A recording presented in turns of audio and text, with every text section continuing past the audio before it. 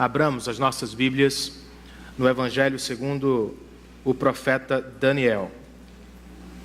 Daniel, capítulo de número 5. É onde estamos na exposição deste texto maravilhoso. Sofia está fazendo vôlei na escola. E o treinamento para a idade dela consiste basicamente na repetição dos fundamentos do esporte. E ela tem se saído bem. Já sabe fazer o movimento do toque ou do levantamento. Já sabe estirar os braços para fazer o passe. E também já sabe, ou pensa que sabe, fazer o saque, ou o ataque, na verdade. Contudo, quando o assunto muda de ataque para saque, ela não consegue realizar o movimento com sucesso. E isto a preocupou bastante nos últimos dias, tanto que ela me pediu aula extra, Alessandro. Pai, por favor, me ajude com o saque. Eu estou tendo dificuldades. Qual é a dificuldade dela? Ela é canhota. Para fazer o saque, ela precisa segurar a bola com a mão direita e atacá-la com a esquerda. Só que ela não consegue esperar o momento certo. Antes que a mão esquerda chegue, ela joga a bola rapidamente para o alto. Então, ao jogar a bola com a direita, ela erra com a esquerda. Ela tentou e depois chegou à conclusão: pai, eu acho que a minha mão é incontrolável. Ela não me obedece por nada. Embora é engraçado, irmãos, o fato curioso, a mão de Sofia não é a única incontrolável. De acordo com o texto que vamos estudar, a mão do nosso Deus também é incontrolável. Não quero dizer com isso que ela lhe é incontrolável. De acordo com o texto, ela é incontrolável diante dos homens. Ninguém pode detê-la. Ninguém pode pará-la. Vez por outra, por menos atual que seja a mensagem, ela surge do nada para julgar e condenar os pecadores. É basicamente o que acontece aqui. A mão incontrolável do Senhor surge para julgar o último rei do império da Babilônia. Daniel capítulo 5, nós vamos ler para começar apenas o verso 5. E depois eu peço que, como sempre, você tenha a sua Bíblia aberta, porque nós voltaremos ao texto ao longo de toda a mensagem. Daniel 5:5. O texto inspirado diz: mas de repente apareceram dedos de mão humana, que começaram a escrever no reboco da parede, na parte mais iluminada do palácio real. O rei observou a mão enquanto ela escrevia. Vamos orar outra vez? Senhor, muito obrigado por tudo que já fizemos ao longo deste culto.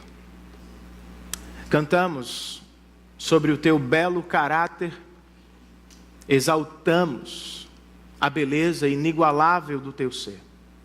Relembramos através das canções o teu precioso Evangelho. Deixamos diante de ti as nossas ofertas e os nossos dízimos.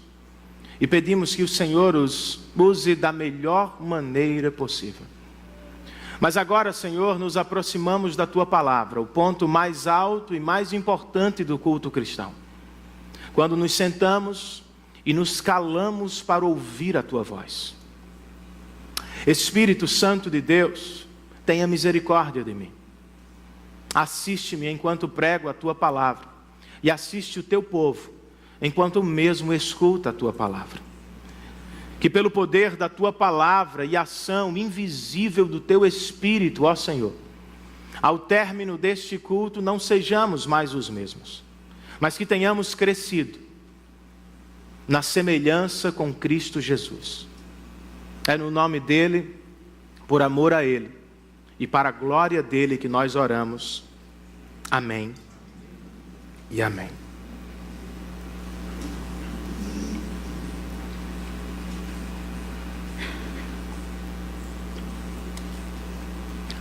Depois de 4 capítulos, ouvindo sobre o famoso Nabucodonosor, nós somos agora abruptamente apresentados ao novo rei da Babilônia, Belsazar.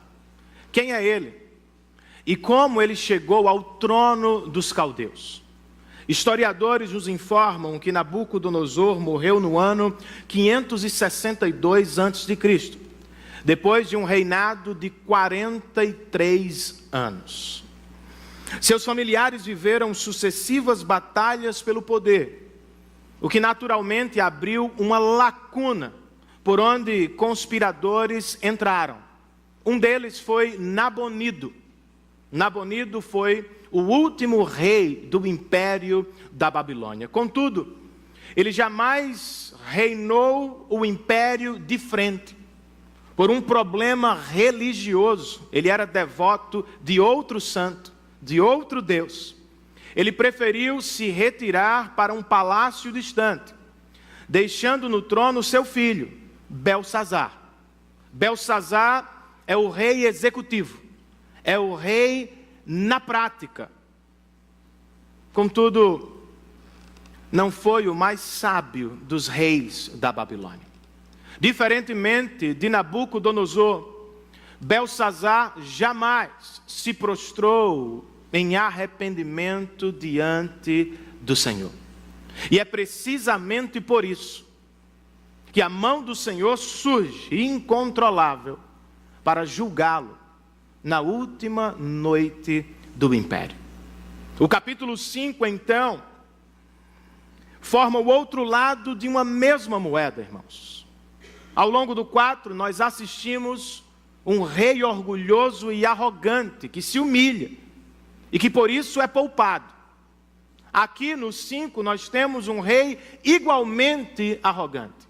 Mas ao contrário de Nabucodonosor, Belsazar jamais se humilhou diante do Senhor.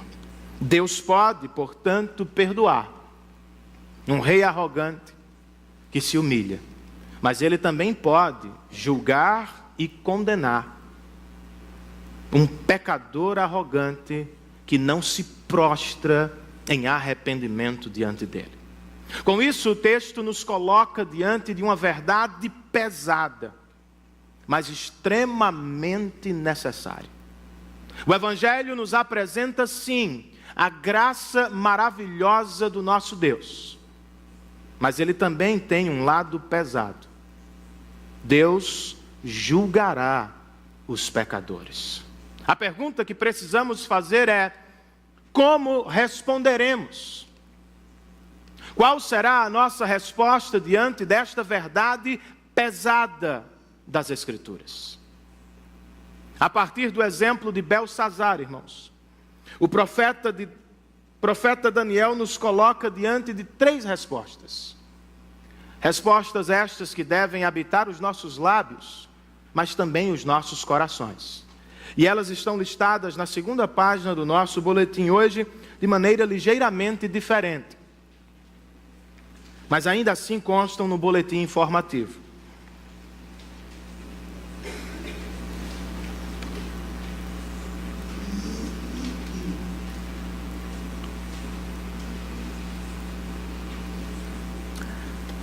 Porque Deus julgará o pecador, irmãos. Nós todos, se sábios somos, nós todos devemos temer o Senhor. Ao abrir o capítulo 5, o profeta Daniel nos coloca diante de uma declaração arrogante do rei Belsazar. O texto se inicia assim: certa vez, o rei Belsazar deu um grande banquete para 1000 dos seus nobres, e com eles bebeu muito vinho. Por que eu chamo esta declaração de arrogante? Porque nós estamos literalmente, lendo o capítulo 5, nós estamos literalmente na última noite do império da Babilônia. Do lado de fora da cidade, milhares de soldados persas e medos se acham prontos para invadir e tomar o reino. Do lado de dentro, o rei Belsazar está dando uma festa, como se nada estivesse acontecendo. É uma clara declaração de arrogância, uma manifestação de poder. Explicando o momento do rei da Babilônia, Dale Davis escreve: aparentemente Belsazar se sentia muito seguro. Os muros da cidade eram praticamente invencíveis, largos demais e muito altos. E havia mantimento para muitos anos. Por quê, irmãos? Porque o próprio Eufrates corria por dentro da cidade. O rei, então, está seguro, ou se sente assim, protegido. O exército inimigo está cercando a cidade, mas do lado de dentro ele está dando uma festa. E ele faz mais. Ele toma a louca decisão de desprezar o Deus da igreja. Não apenas está se exaltando diante dos homens, mas agora ele resolve se exaltar sobre o próprio Deus. Versos 2, 3 e 4.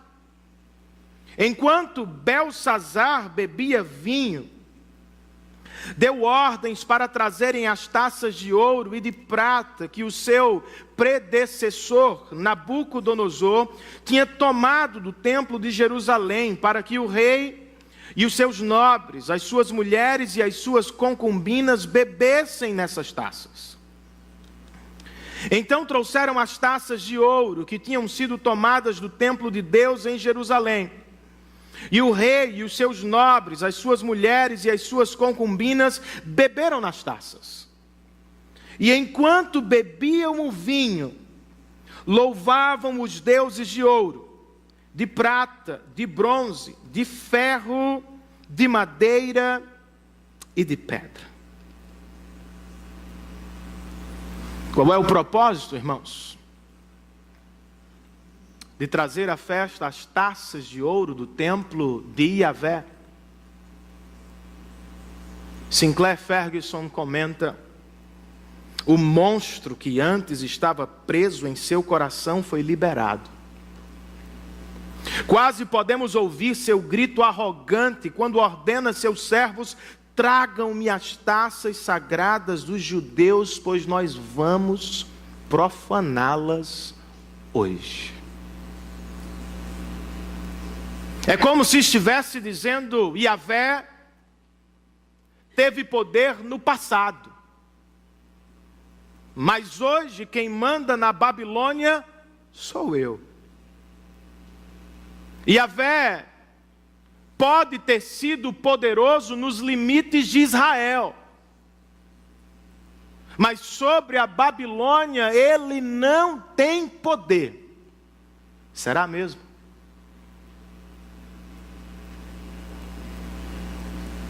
Verso 5 e depois o 6. De repente, apareceram dedos de mão humana, que começaram a escrever no reboco da parede, na parte mais iluminada do palácio real. O rei observou a mão enquanto ela escrevia.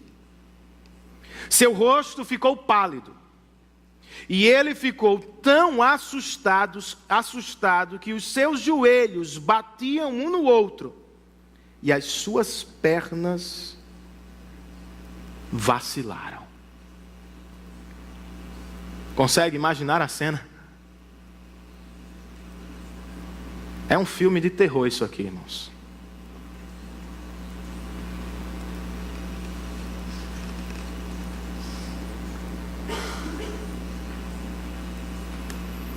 Amão acaba com a festa.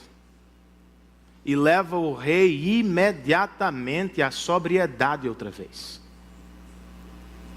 Seu semblante muda, seus joelhos batem um no outro, sua perna ou suas pernas começam a vacilar. Um comentarista bíblico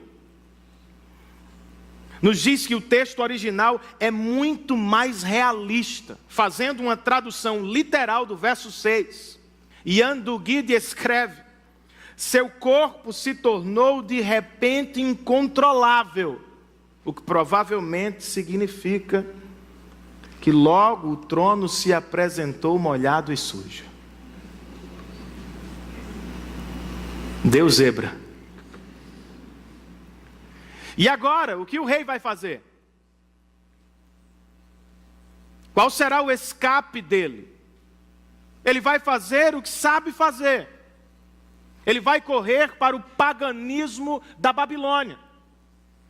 Aos gritos, diz o verso 7, o rei mandou chamar os encantadores, os astrólogos e os adivinhos, e disse a esses sábios da Babilônia: aquele que ler essa inscrição e interpretá-la, revelando-me o seu significado, vestirá um manto vermelho, terá uma corrente de ouro no pescoço e será o terceiro em importância no governo do reino. Terceiro porque Nabonido era o primeiro, Belsazar o segundo, e quem resolvesse o problema seria o terceiro. E eles resolveram.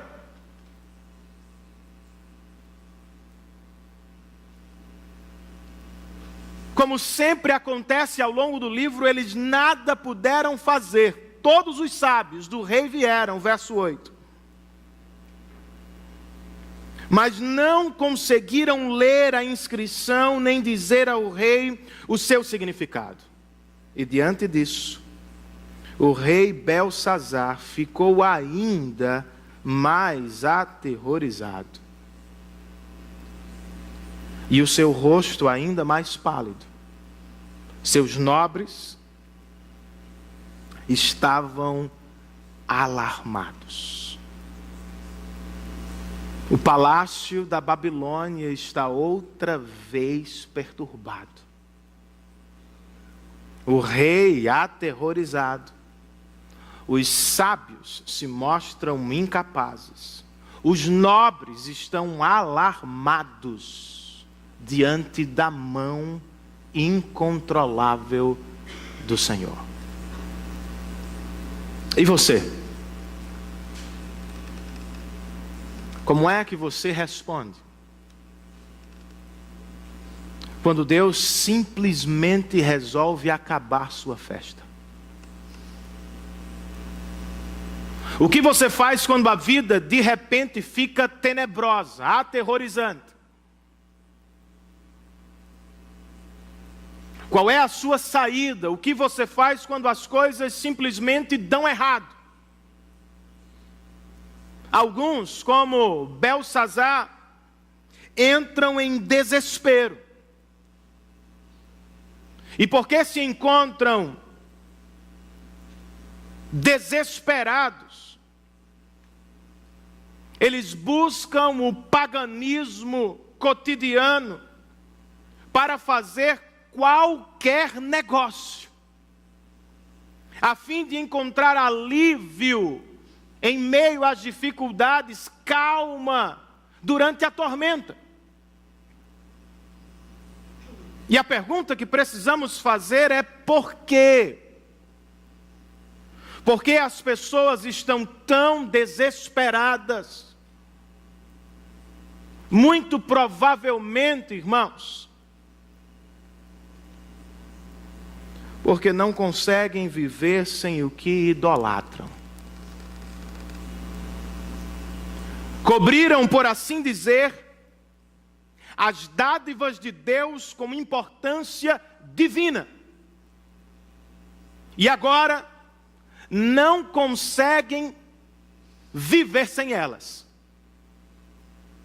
É o homem de negócios que treme no trabalho diante de uma pequena ameaça. porque não consegue se enxergar sem o cargo, sem o destaque, sem a grana. É uma bela mulher que descobre um diagnóstico terrível e que fica sabendo que terá de marcar o corpo este que ela idolatrava. É o jovem que persegue uma ex-namorada com ira para fazer vingança, porque fez dela o maior ídolo do seu coração.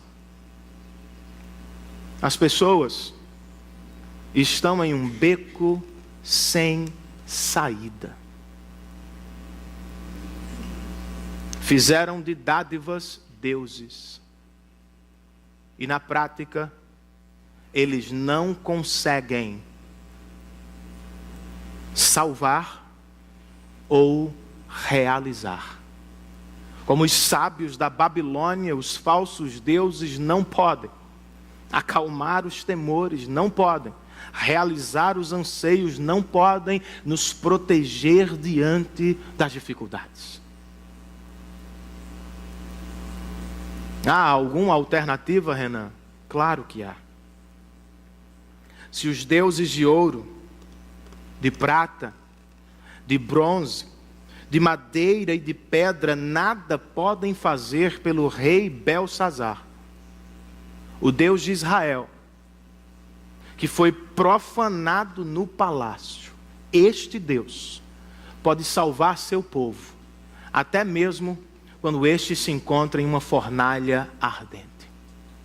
Qual é a ligação, irmãos? Qual é o paralelo que precisamos fazer? Se deuses pagãos e modernos nada podem fazer para realizar os nossos corações, Jesus Cristo tudo fez para nos salvar diante do Pai e para nos levar à plena satisfação no Senhor. Qual é a dificuldade?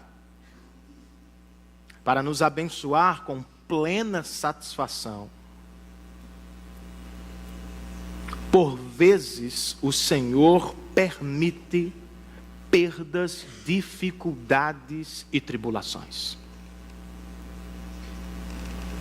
para nos fazer olhar para o alto, irmãos, a fim de encontrar nele a nossa maior alegria, com o propósito de nos ajudar. Por vezes ele sai quebrando falsos deuses, ídolos de pedra, ídolos que habitam os nossos corações e sobre os quais depositamos a nossa alegria. Por que você acha que estamos em crise? Não é apenas culpa deste ou daquele partido, irmãos. Há um Altíssimo que domina sobre os reinos dos homens. Por que você acha que de repente a vida se torna difícil para o cristão? Será que é porque Deus não nos ama? Muito pelo contrário. Ele nos ama tanto que está no processo de quebrar os falsos deuses da nossa Babilônia, a fim de colocar os nossos olhos no único e verdadeiro Deus que pode realizar o nosso coração. Somente diante dele nos prostramos e a ele tememos para a glória de Cristo Jesus. Porque Deus julgará o pecador, irmãos. Nós devemos temer o Senhor. Segunda resposta oferecida por Daniel a partir deste encontro fatídico com Belsazar. Porque Deus julgará o pecador, nós devemos ouvir o pregador.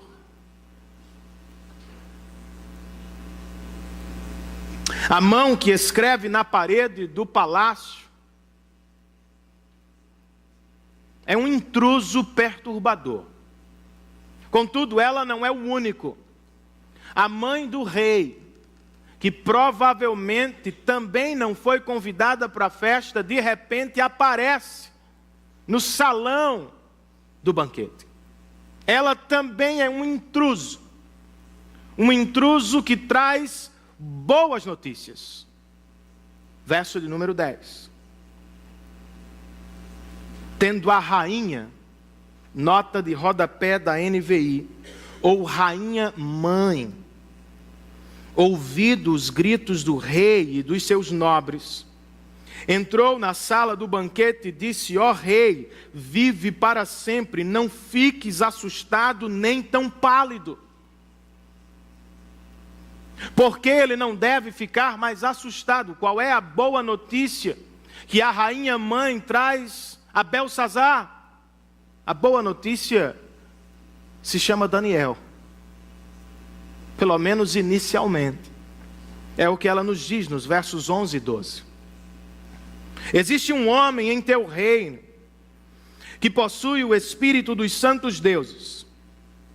Na época do teu predecessor, verificou-se que ele era um iluminado e tinha inteligência e sabedoria como a dos deuses. O rei Nabucodonosor, teu predecessor, o nomeou chefe dos magos, dos encantadores, dos astrólogos e dos adivinhos. Verificou-se que esse homem, Daniel, a quem o rei dera o nome de Beltesazar, tinha inteligência extraordinária e também a capacidade de interpretar sonhos e resolver enigmas e mistérios. Manda chamar Daniel e ele te dará o significado da escrita. Antes de receber o novo intruso da festa de Belsazar, 2 detalhes interessantes. Daniel, a esta altura, está provavelmente encostado.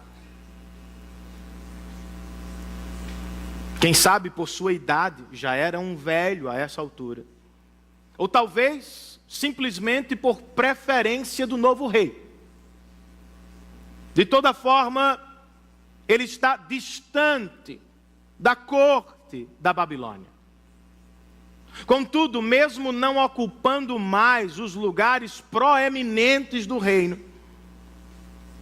sua reputação continua intacta, irmãos. Os reis mudaram, os tempos passaram, mas o homem de Deus continua com o mesmo testemunho. Sua reputação, como diz o ditado, precede. E quando enfim chega à presença do rei, Belsazar lhe faz a seguinte pergunta no verso 13: você é Daniel, um dos exilados que meu pai, o rei, trouxe de Judá? 2 detalhes de tratamento. Belsazar trata Nabucodonosor por pai, muito embora não seja ele mesmo filho ou neto biológico. Mas ele está aqui revelando respeito pelos antigos. Ao se dirigir, porém, a Daniel, ele o chama de exilado.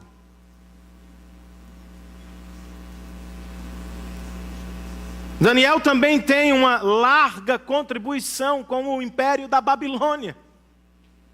Resolveu inúmeros problemas para Nabucodonosor e ajudou o rei a conduzir o império. Mas agora, o novo rei, fingindo que não o conhece, diz: Nabucodonosor, eu sei quem é. Você é um dos exilados que veio por ordem de Nabucodonosor?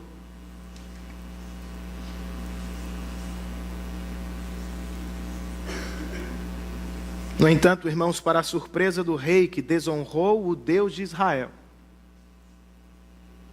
o desprezado e velho profeta é o único é o único que pode interpretar a inscrição na parede do palácio.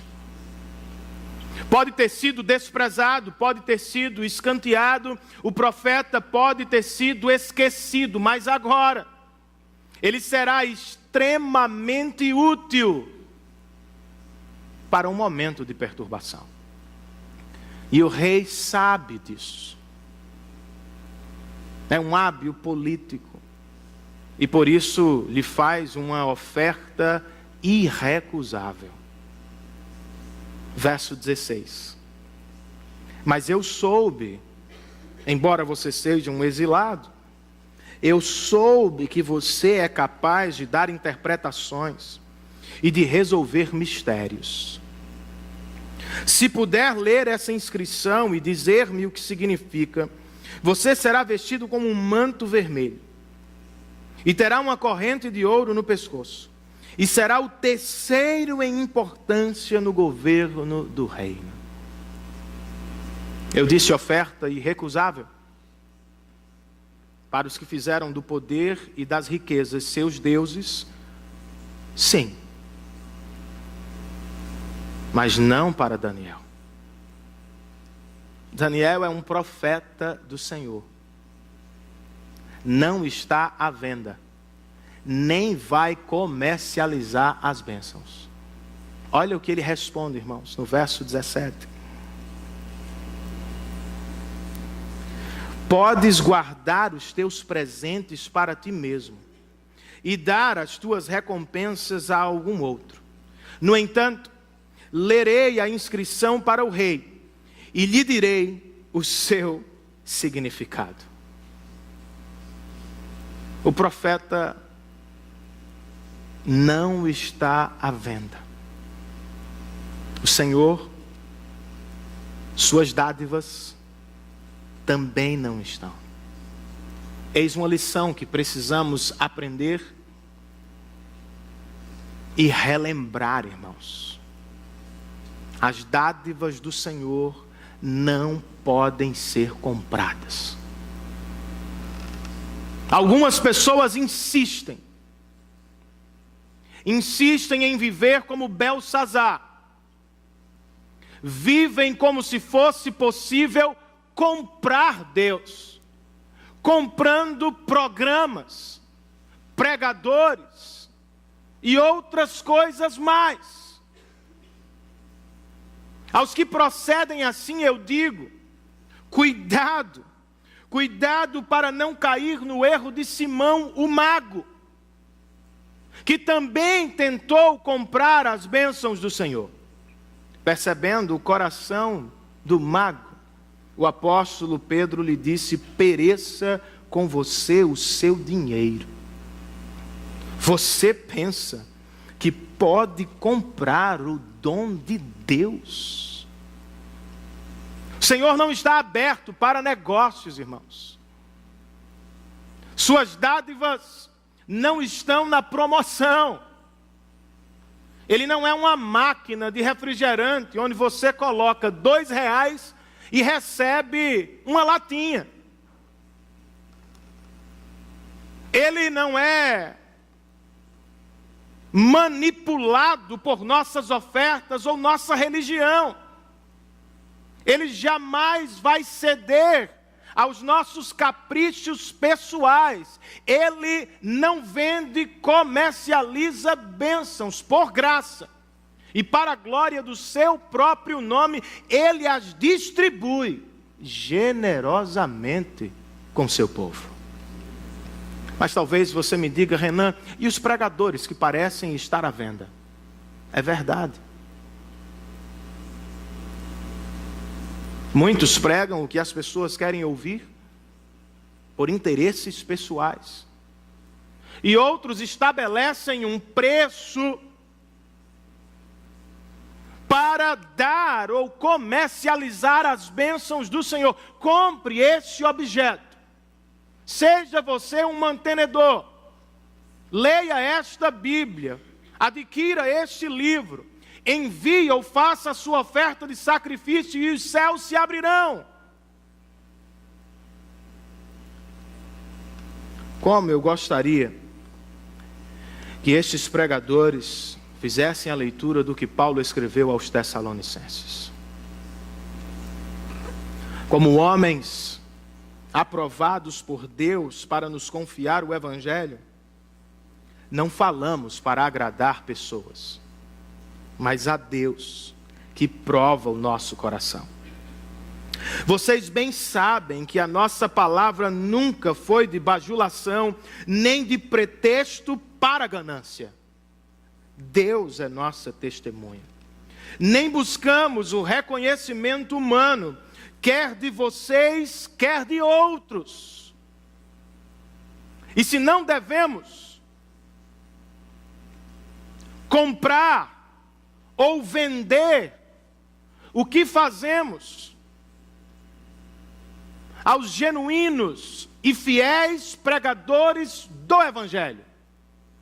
O mesmo apóstolo nos ensina quando escreve aos Coríntios: se entre vocês semeamos coisas espirituais, seria demais colhermos de vocês coisas materiais. Se outros têm o direito de ser sustentados por vocês, não o temos nós ainda mais? Vocês não sabem que aqueles que trabalham no templo alimentam-se das coisas do templo, e que os que servem diante do altar participam do que é oferecido no altar? Da mesma forma, o Senhor, Jesus, ordenou àqueles que pregam o Evangelho que eles vivam do Evangelho. O que é isso, irmãos? Não comprem, não vendam, cuidem dos genuínos e fiéis pregadores do Evangelho. Por que, Renan? Porque eles podem nos apresentar a solução de todos os nossos problemas? Não. Porque eles podem comercializar as bênçãos que queremos do Senhor? Também não. Então, por que devemos cuidar dos pregadores do Evangelho, irmãos? Porque se são fiéis, eles nos apontarão para o único que pode resolver os nossos mais terríveis pesadelos. Daniel não é a solução do problema de Belsazar. Ele aponta para aquele que pode resolver as perturbações do palácio. Da mesma forma, pregadores do Evangelho não se apresentam como a solução. Eles apresentam a solução ao nos pregar o Evangelho.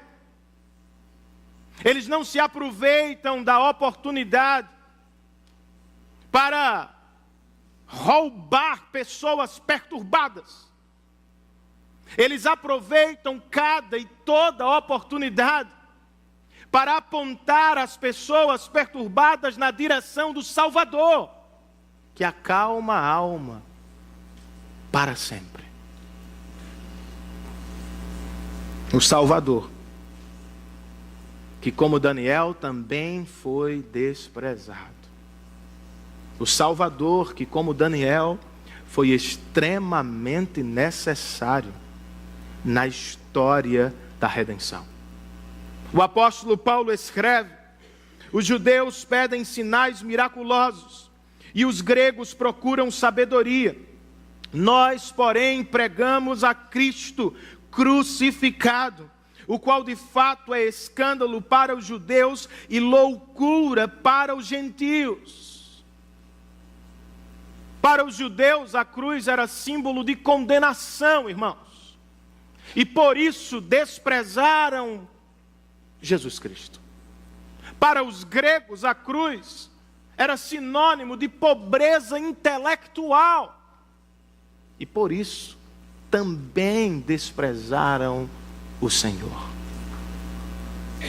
Mas para os que foram chamados, escreve o apóstolo, tanto judeus como gregos, Cristo é o poder e a sabedoria de Deus. Ele pode ter sido desprezado, mas este é o Salvador que pregamos. Pode ter sido humilhado, mas só Ele pode resolver os nossos maiores problemas, ou o nosso maior problema diante de Deus: pecado.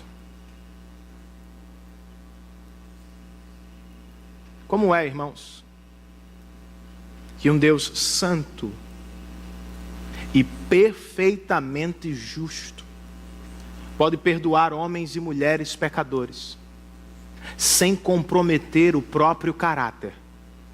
Já se fez essa pergunta? Ele não pode fingir que não viu o que fez. Ele não pode simplesmente varrer para debaixo do tapete o que você fez. Ele não pode simplesmente nos declarar perdoados. É necessário algo poderoso e muito sábio para equacionar este problema, irmãos. Os gregos não entenderam, os judeus não entenderam. Paulo diz: em Cristo, Deus se fez homem. E de maneira sábia, representando os homens, se apresentou diante de Deus. Como Deus carregava um sacrifício perfeito, como homem, legalmente era o nosso representante, de modo que na cruz, o rejeitado pregador Jesus aplacou, satisfez a justiça divina e ao mesmo tempo derramou sobre homens e mulheres pecadores graça e misericórdia.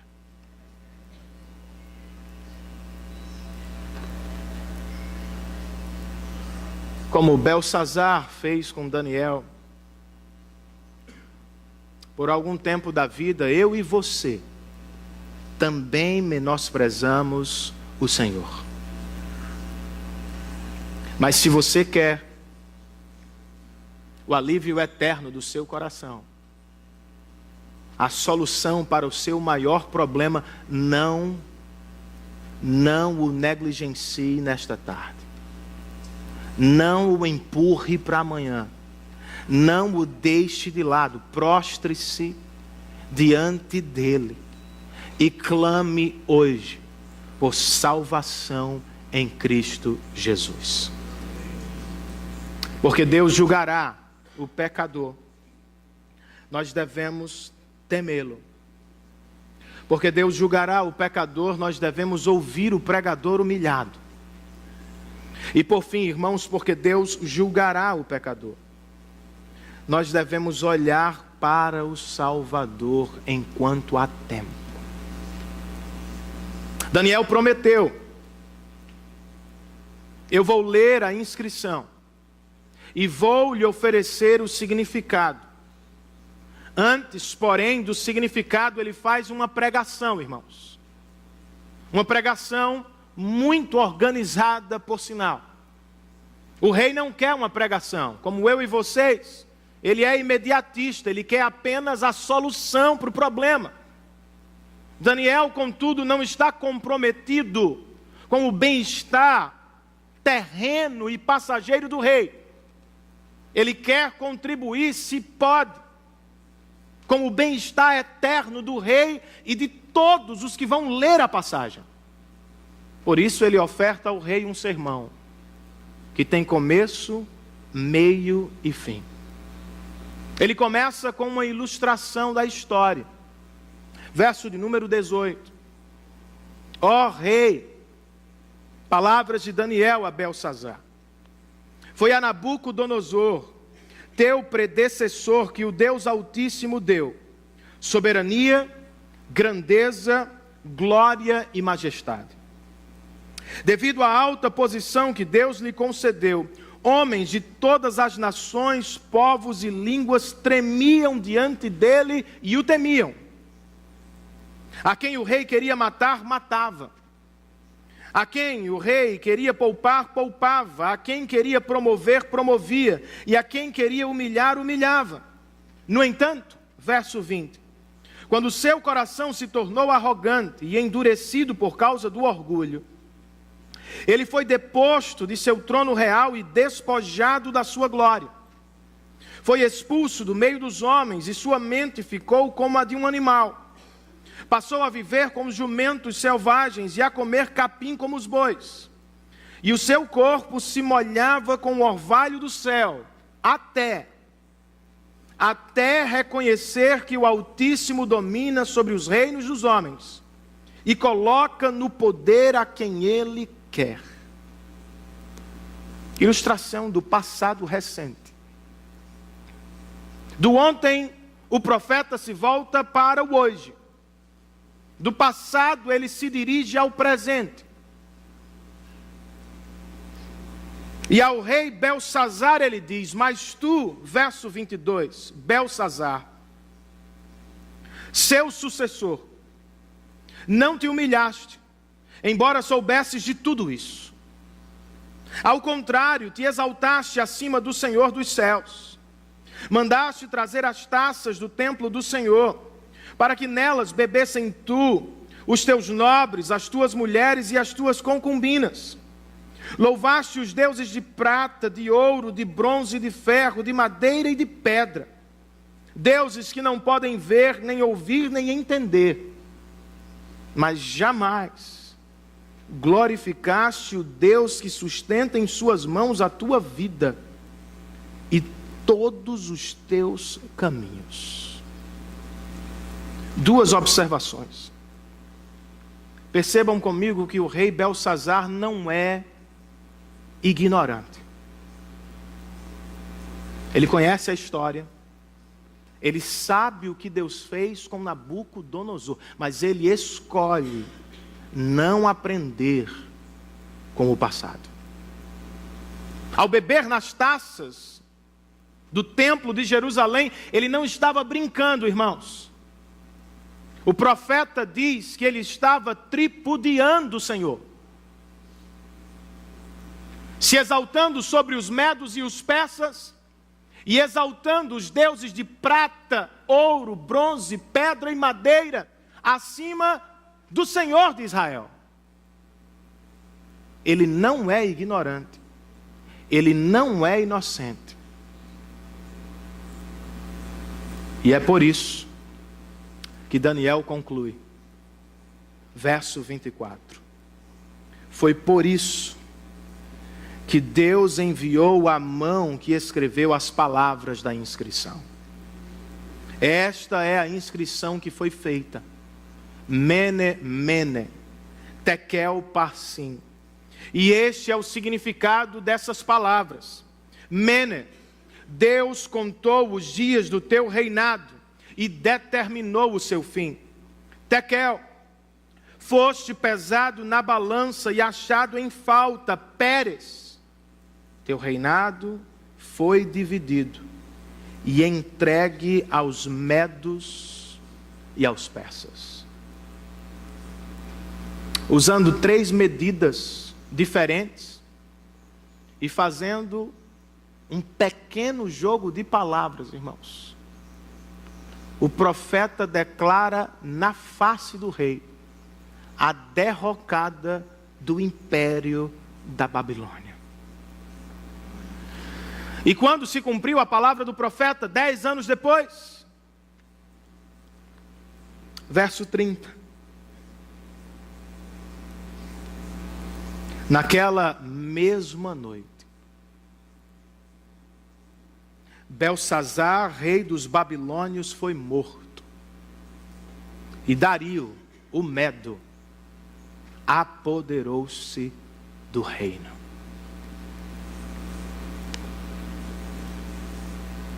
O que aconteceu ao profeta do Senhor, irmãos? Que não se vendeu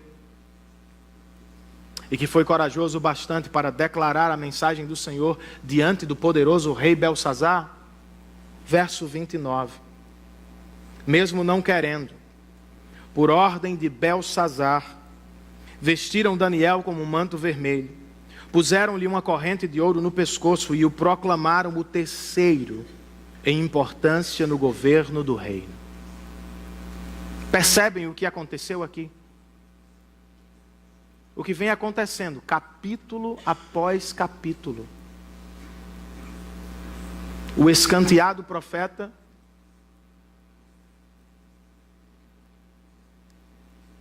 foi lembrado. O velho exilado Daniel foi outra vez exaltado a uma posição de importância no reino. O homem de Deus permaneceu, mesmo com a mudança no governo e nos impérios. Mas o rei arrogante, irmãos, pereceu, não tendo tempo para se arrepender.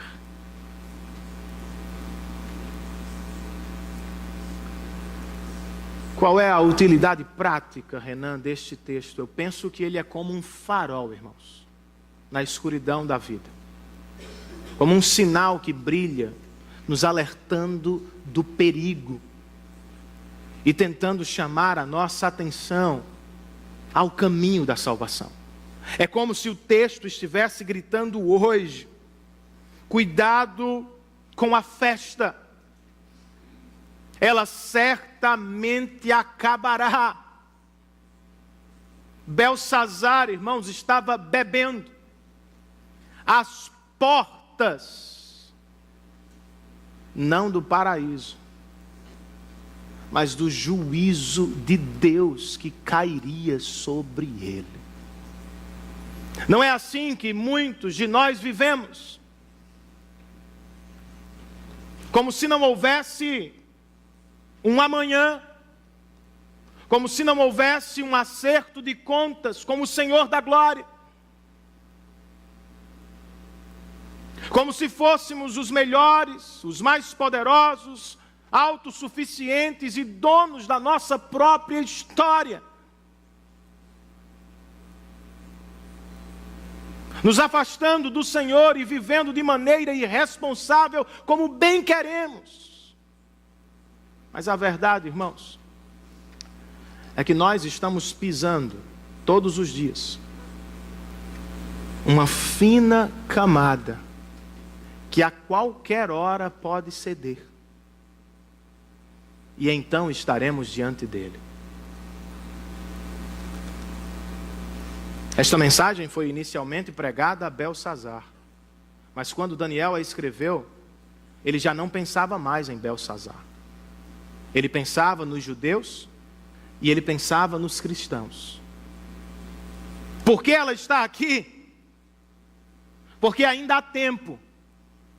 É como se o profeta estivesse dizendo: arrependam-se agora, dobrem-se diante dele hoje, abandonem a autoadoração e prostrem-se diante da adoração do Filho de Deus. E notem comigo um detalhe: Nabucodonosor teve 40 anos de pregação. Foi o período que Daniel serviu no palácio com ele.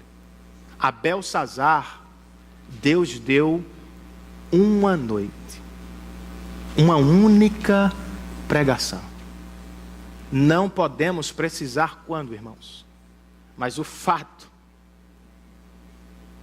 é que a frágil vida que temos,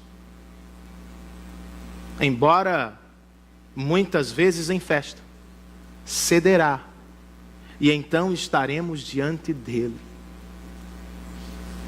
Arrependamo-nos hoje, pois amanhã pode ser tarde demais. O texto também parece estar gritando: cuidado com o conhecimento. Não confie nele, ele pode ser superficial. O rei conhece a história, sabe do que aconteceu a Nabucodonosor, contudo a história de nada lhe valeu. De uma perspectiva coletiva, irmãos, o mundo não precisa apenas de mais educação. O mundo precisa de mais evangelho. Porque saber não significa necessariamente fazer o que é certo. Conhecer não nos garante que seremos transformados pelo que conhecemos. Eu e vocês conhecemos, à luz da história, mentes brilhantes que massacraram milhares. De uma perspectiva individual, irmãos, não nos basta conhecer superficialmente o Evangelho. Eu não posso me dar por satisfeito porque nasci na igreja, porque casei na igreja, porque frequento a igreja presbiteriana do bairro dos Estados. Se o conhecimento do Evangelho não for acompanhado de poder do Espírito, em nada eu serei diferente. Não posso confiar na tradição religiosa da minha família. Não posso confiar na frequência da minha família aos cultos. Não posso confiar no que eu acho que sei.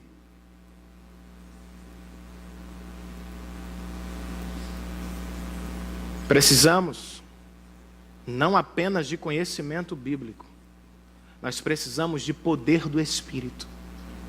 Pois é Ele que ressuscita o morto dentro de nós, é Ele que nos faz amar e desejar o Senhor e as coisas do Senhor, é Ele que causa o fruto do novo nascimento, ou o dom do novo nascimento, e é Ele que nos capacita a fazer as coisas para Deus. O apóstolo Paulo diz que devemos avaliar o nosso coração constantemente, para ver se estamos na fé. Que o Senhor tenha misericórdia de nós. Por fim, irmãos, o nosso texto também está gritando em alto e bom som: cuidado. Cuidado com o julgamento, ele é real. Não sei se Belsazar acreditou imediatamente, irmãos, mas tenho certeza que ele não duvidou quando viu os medos e os persas entrando pacificamente na cidade. Eles desviaram o Eufrates, jogaram as águas do rio para longe e passaram por debaixo do muro entre o canal. Tomaram a cidade sem guerra, de súbito, enquanto o rei estava em uma festa com seus nobres. Talvez não tenha acreditado, mas quando viu os persas e os medos, ele se viu diante do juízo de Deus. E como disse antes, embora não seja atual, esta é a mensagem bíblica que corre os livros da Bíblia. Todos nós, um dia, estaremos diante dele e seremos por ele julgados. A pergunta é: como enfrentaremos o juízo pesado de Deus? E quando o Senhor resolver contar os nossos dias, quando estivermos nós na balança dele, qual será o nosso peso, irmãos? Alguns se sentem como Belsazar, ricos, bons e poderosos. Mas a verdade é que diante de Deus, todos seremos pesados e estaremos em falta. Pois como diz o apóstolo Paulo, todos pecaram e estão, portanto, destituídos da glória do Senhor.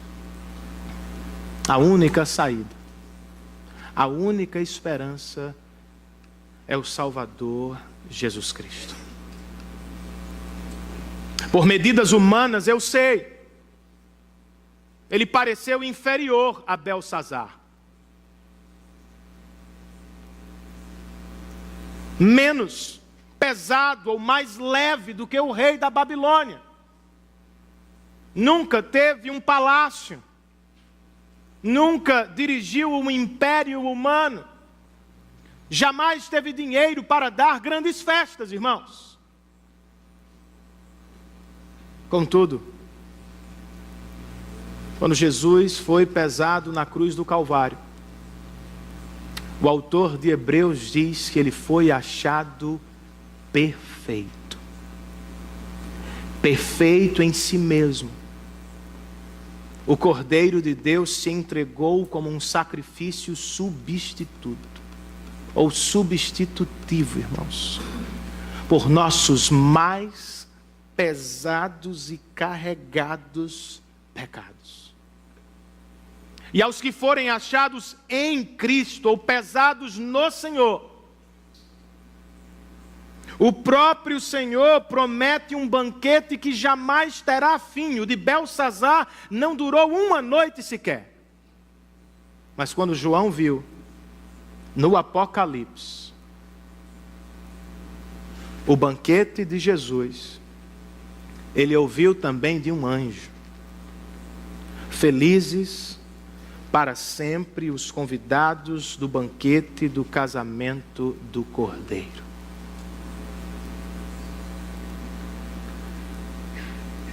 Se é uma festa genuína que você quer para a vida, aqui e depois, fuja do juízo de Deus e se esconda por trás da cruz de Cristo. Ele foi pesado por você. Ele foi partido, a fim de que você fosse unido ao Pai para sempre, para a glória do seu próprio nome. Ao perceber a dificuldade de Sofia, irmãos, eu sugeri: filha, por que você não troca de mão? Em vez de segurar a bola com a direita e atacá-la com a esquerda, por que você não faz o contrário? Por que não segura com a esquerda e ataca com a direita? Embora seja ela uma canhota, o movimento contrário deu certo. Ela conseguiu completar o movimento com sucesso. Por que não fazemos o mesmo hoje, irmãos? Por que não mudamos de rumo? Por que não trocamos de mão? Por que não deixamos uma inscrição por outra?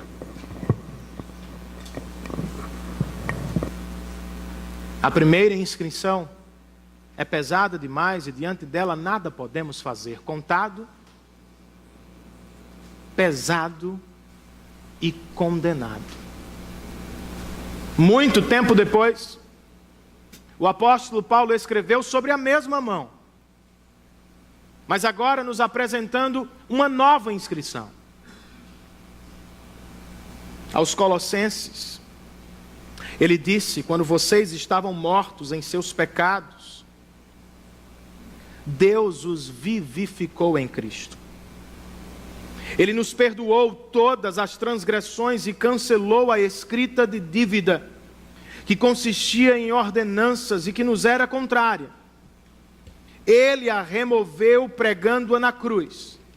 E tendo despojado os poderes e as autoridades, fez deles um espetáculo público, triunfando sobre eles na cruz do Calvário.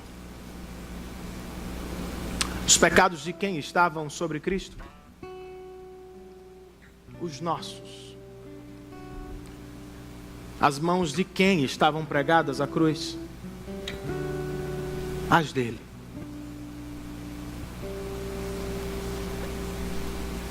Em vez de nos condenar por nossos pecados, irmãos,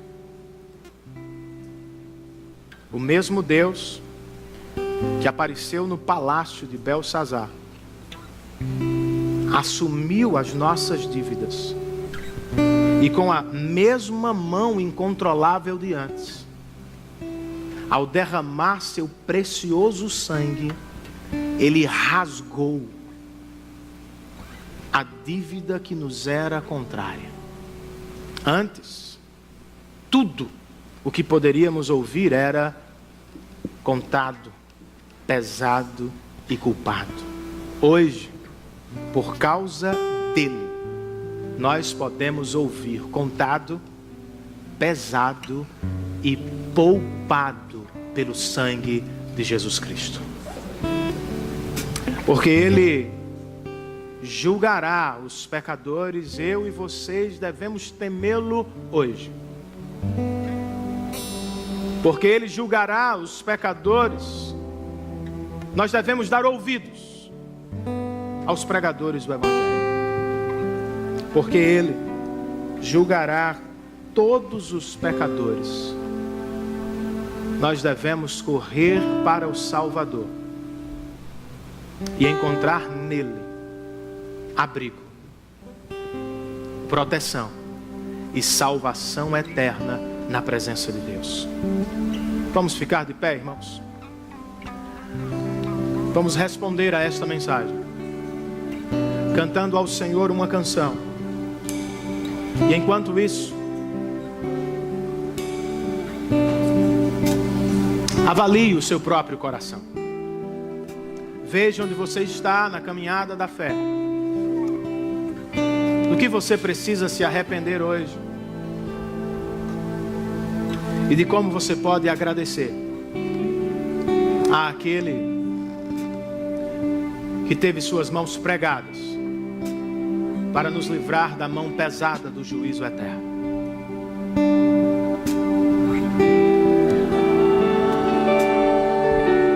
Senhor, nós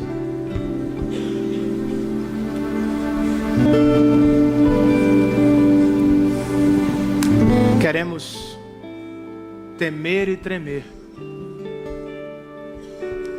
diante desta poderosa mensagem da palavra de Deus.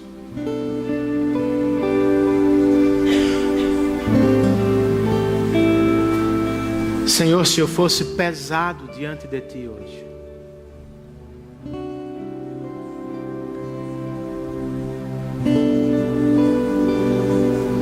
se os meus pecados fossem pesados diante do Senhor hoje, sozinho eu nada poderia fazer. Porque sem Cristo em nada eu sou diferente de Belsazar. Somos filhos do mesmo Pai, habitados pela mesma natureza rebelde e caída, e portanto igualmente falidos.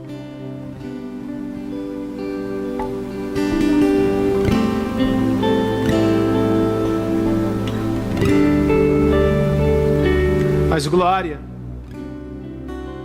louvor e exaltação sejam dadas ao Cordeiro de Deus, por livre e espontânea vontade. Ele se ofereceu por nós na cruz do Calvário, se permitiu pesar, e diante do perfeito escrutínio de Deus, ele foi achado puro. E por isso, como sacrifício substitutivo, ele se entregou no nosso lugar, a fim de nos salvar da condenação eterna. Louvado seja o nome do Senhor. Oh Senhor, que nos achemos seguros em Cristo Jesus nesta tarde.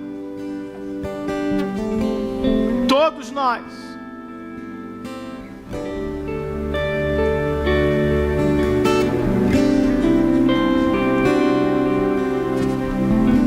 Que os não cristãos que nos visitam, que eles se dobrem diante do Calvário e clamem por salvação. Pois dura e terrível onda virá sobre o homem, e ninguém será capaz de deter o juízo perfeito do Senhor. Senhor, e aos cristãos, que por graça e misericórdia o Senhor nos renove para a glória do Teu nome. Ah, Senhor, que não sejamos indiferentes à mensagem da cruz de Cristo, que não vivamos de maneira irresponsável, que não sigamos os nossos próprios caminhos, mas que por obra do Teu Santo Espírito nos arrependamos outra vez e que nos prostremos diante de Ti, Senhor. Nos dá poder do alto, não apenas para conhecer, mas também para obedecer à Tua vontade, para amar as coisas do Senhor, para investir no reino do Senhor, para ter força, coragem e desejos para trabalhar na Tua causa, porque a onda está a caminho, a incontrolável mão do Senhor em breve alcançará toda a terra.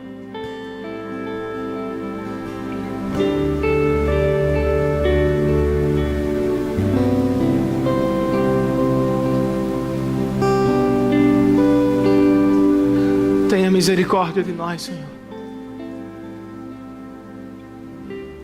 dos cristãos indiferentes, medíocres. Desperta-nos, aos que dormem, desperta-nos, Senhor. Movimenta os nossos pés, abre as nossas bocas, nos dá coragem e ousadia na proclamação do Teu Evangelho.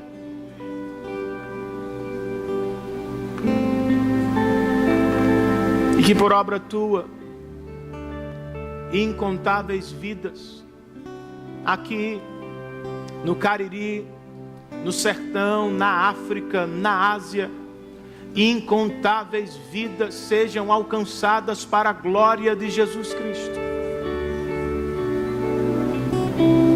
Fortalece-nos, ó Senhor, para mais uma semana. Que esta mensagem não seja esquecida. Que o Teu Espírito nos abençoe ao longo da semana com uma memória cristã. Que leiamos mais a Tua palavra, que oremos mais em família e que façamos mais a Tua obra em resposta